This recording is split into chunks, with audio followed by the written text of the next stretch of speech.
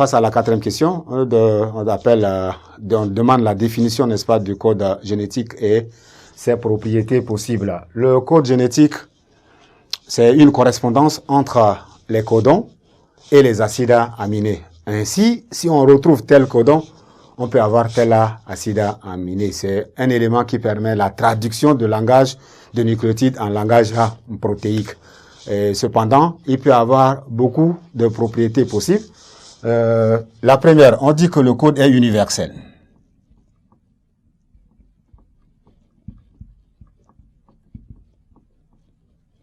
Pourquoi on dit que le code est universel?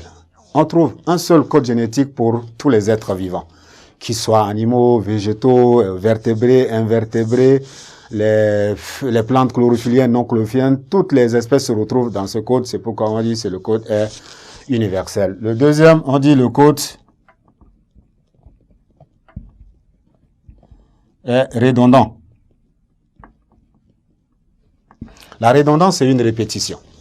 Et donc, on a trouvé que les acides aminés sont autour de 20, alors que les codons, il y en a 64. Si on prenait un acide aminé pour un codon, on aura seulement 20 acides aminés et 20 codons. Alors que le nombre des codons, ça dépasse le nombre des acides aminés. Ainsi, plusieurs codons peuvent désigner le même acide aminé. Là, il y a eu une répétition, et c'est cette répétition qu'on appelle la redondance ou bien la dégénérescence du code génétique. Un autre, on peut parler, n'est-ce pas, dit que le code est non chevauchant.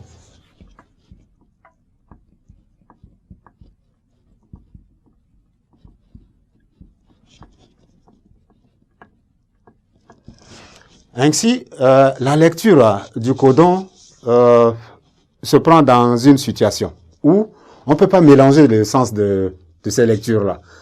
Quand on mélange, à supposer, quand on prend le codon AUG,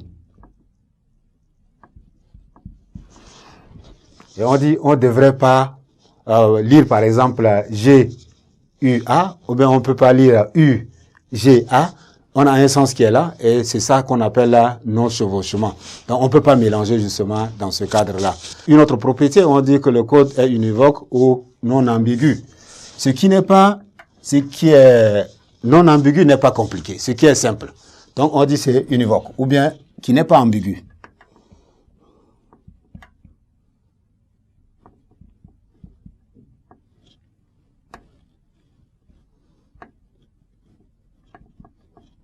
Alors, à ce niveau-là, on dit tout simplement qu'à partir de ce codon, de cette propriété-là, on dit un codon désigne un acide aminé. Et de cette orientation ou bien de cette définition, on a un sens de lecture, et de ce sens de lecture, on aboutit à un acide aminé. Le dernier qu'on peut mettre l'accent dessus, on dit le code est non ponctué. La ponctualité consiste à donner la position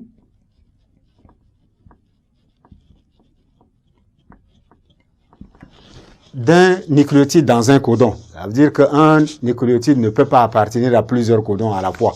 Et si un nucléotide appartient à 2 ou 3 codons, on aura beaucoup de codons qu'on ne peut pas gérer. Voilà quelques éléments ou bien les propriétés de code génétique qu'on peut mettre l'accent dessus. La cinquième question, on demande, n'est-ce pas, d'établir la différence et les similitudes entre les acides nucléiques, puis dites dans quel organite complémentaire peut-on localiser ces acides dans les cellules eucaryotes. Alors, les acides nucléiques ici, on en distingue deux.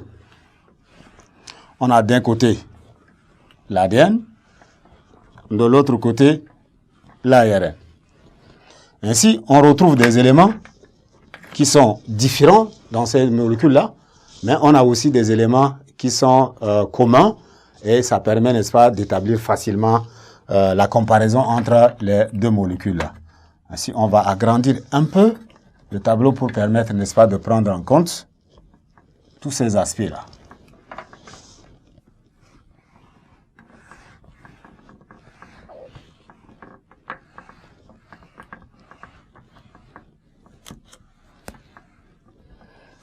Alors, on va essayer de faire les différences et les caractéristiques communes de ces deux molécules dans un tableau qui va justement résumer la question.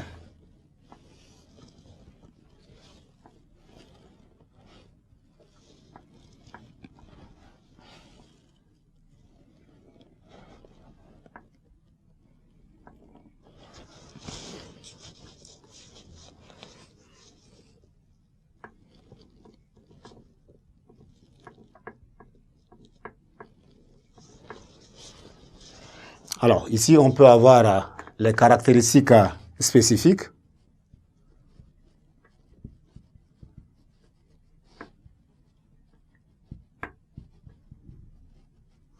Quand on dit caractéristiques spécifiques, c'est pour parler des éléments qui appartiennent soit à l'ADN, soit à l'ARN. Et on peut avoir là les deux molécules possibles. On a l'ADN, on a l'ARN. Et ici, on a les caractéristiques communes.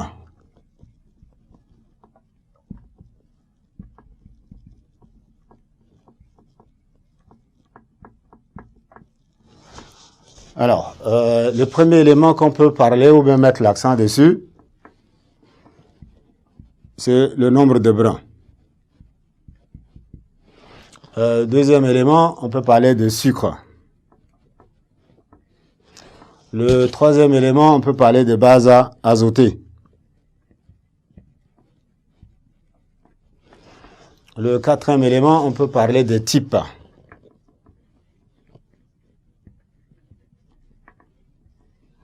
Et le quatrième, on peut parler de la fonction.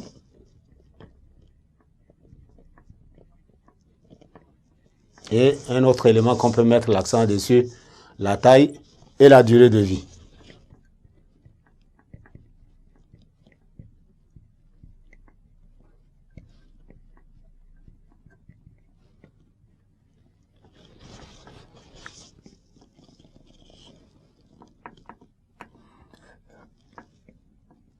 Ainsi, notre tableau est établi. On va essayer juste, n'est-ce pas, de le remplir, faisant appel ici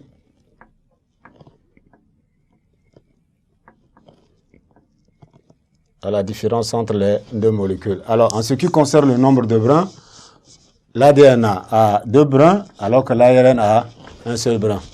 On a ici le sucre de l'ADN, on appelle ça le désoxyribose. Alors que le cycle de l'ARN, on appelle ça le ribose. Les bases azotées ici, on peut en avoir les bases azotées spécifiques, on peut en avoir, il y en a 4, là-bas aussi il y en a 4. On peut avoir A, T, C et G. Ici on peut avoir A, U, C et G. Les types, on a un seul type de l'ADN, alors que les ARN, on en a 3 ou 4 comme ça. La fonction.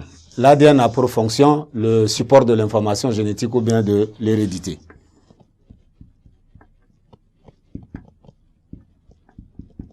Alors que l'ARN, sa fonction, c'est la protéosynthèse.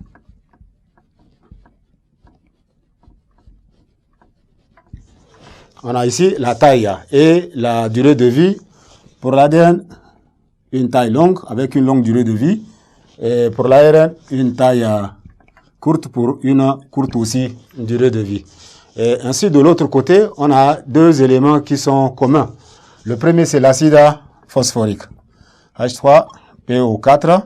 Et le deuxième élément qui est commun à ces éléments, ce sont les 3 bases-là. On peut avoir A, on peut avoir C, on peut aussi avoir G. Ça, ce sont des éléments communs, adénine, cytosine et guanine. Voilà le tableau qui confirme justement la différence entre l'ADN et l'ARN. Je vous remercie et on se retrouve pour une 3e séquence dans le type BAC 2021. Je vous remercie.